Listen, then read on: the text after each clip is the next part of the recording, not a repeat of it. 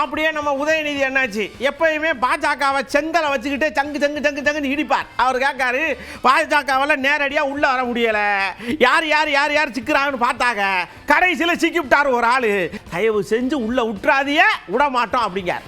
எந்த திட்டமும் தமிழ்நாட்டுக்கு இல்லை. தமிழ்நாடுங்கிற பேரே பட்ஜெட்ல இல்ல, ஒன்றிய அரசோட பட்ஜெட்ல தமிழ்நாடுங்கிற பேரே இல்லை. அப்படிப்பட்ட பாஜகவை நேரடியா வந்தா தமிழ்நாட்டுக்குள்ள நீங்க நுழைய விட மாட்டோம் அப்படின்னு அதிமுகங்கிற போர்வையை போட்டுக்கிட்டு இன்னைக்கு பிஜேபி தமிழ்நாட்டுக்குள்ள வர பாக்குது. தமிழ்நாட்டு மக்கள் அனுபவிப்போமா? நிச்சயம் அனுமதிக்க கூடாது. ஏற்கனவே எடப்பாடி பழனிசாமி அவர்களுக்கு பல தோல்வி கொடுத்திருக்கிறோம், 10 தோல்வி கொடுத்திருக்கிறோம். இந்த தேர்தலோட 10 தோல்வி பழனிசாமியை மொத்த தோல்வி பழனிசாமி ஆக்கி வீட்டுக்கு அனுப்ப வேண்டிய நேரம் இந்த சட்டமன்ற தேர்தல். நிச்சயம் செஞ்சு காட்டுவோமா? மொரட்டு பக்தர்கள் பார்த்திருக்கீங்க, மொரட்டு தொண்டர்கள் கேள்விப்பட்டிருக்கீங்க, எங்கேயாவது பார்த்திருக்கீங்களா மொரட்டு அடிமைய?